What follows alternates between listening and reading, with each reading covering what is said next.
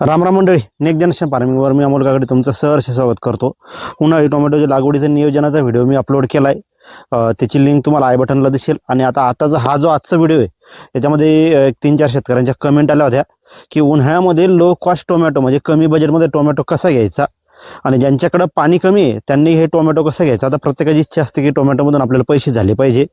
आणि दुसरी इच्छा अशी असते की टोमॅटो जर लॉसमध्ये गेला, यदाकधी जर भाव पडले तर आपलं जास्त आर्थिक नुकसान नको व्हायला. म्हणजे ह्या दोन बाजू असतात. तर हा व्हिडिओ आज त्या शेतकऱ्यांसाठी की ज्यांच्याकडे पाणी कमी आहे आणि ज्यांना कमी भांडवलामध्ये टोमॅटो करायचा आहे आणि तो सक्सेसफुल करायचा आहे. हा भलेही बांधणी किंवा जास्त खर्च करणाऱ्या शेतकऱ्यांनी इतकं उत्पादन होणार नाही, पण त्याच्यापर्यंत आपण जाऊन पोहोचू. आणि जर इनपुट कॉस्ट म्हटलं लागवडी खर्च तर हा कमी होईल असा या व्हिडिओमध्ये आज मी तुम्हाला मार्गदर्शन करतो. त्याप्रमाणे आपण करू शकतो.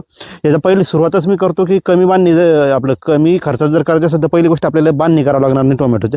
इथून आपल्याला सुरुवात करावं लागणार आहे.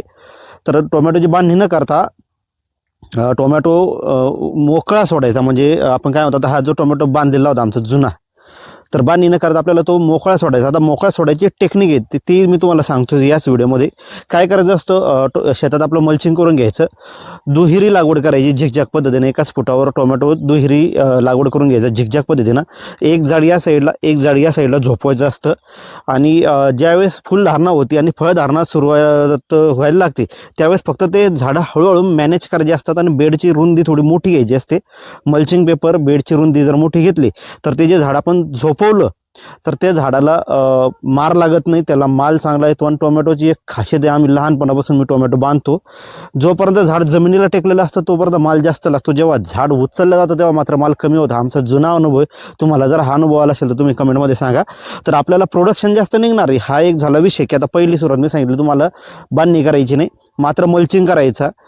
थोडं दाट लागवड करायची. दाट म्हणजे झिकझॅक घ्यायचं. झिकझॅक तुम्हाला माहिती आहे, एक झाडी ते लावलं तर एक झाडी इकडे लावायचं.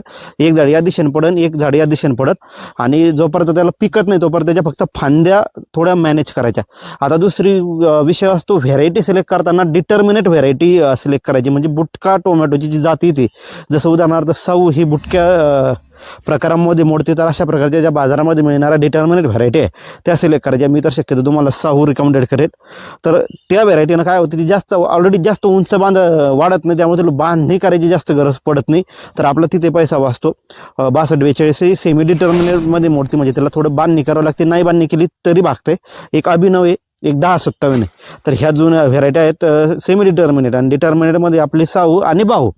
तर बुटकी व्हेरायटी म्हणजे माझा सोपा सांगायचा विषय काय की जी कमी वाढते बुटकी व्हेरायटी ही लावायची. हा झाला दुसरा